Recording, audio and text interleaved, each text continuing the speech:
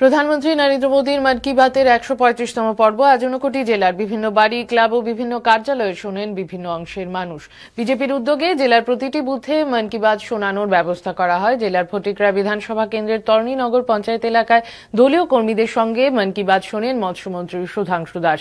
তিনি বলেন, মন কি বাতের আজকের পর্বে অনুপ্রেরণামূলক কথা বলেন প্রধানমন্ত্রী। মানুষের আগ্রহ বাড়ছে, দিন দিন জনপ্রিয়তা বাড়ছে মন কি বাতের প্রতি। আজকের পর্বে উত্তর পূর্বাঞ্চলের মেঘালয় পরিবেশ রক্ষা সহ বিভিন্ন বিষয় উল্লেখ করায় প্রধানমন্ত্রীর প্রতি কৃতজ্ঞতা প্রকাশ করেন তিনি। साथियों, क्लाइमेट चेंज के कारण इन रूट ब्रिजों के सामने জানা তথ্য জানার সুযোগ কিন্তু প্রধানমন্ত্রী মোদীজি মন কি বাতের মাধ্যমে করে থাকে এবং নিঃসন্দেহে এগুলি আমাদেরকে অনেক বেশি অনুপ্রাণিত করে, আমাদেরকে উৎসাহিত করে পরবর্তী অনুষ্ঠান শোনার জন্য। এবং আমরা প্রতি মাসের শেষ রবিবার অপেক্ষায় থাকি আজকে আরও কত নতুন জিনিস সম্পর্কে আমরা জানতে পারব।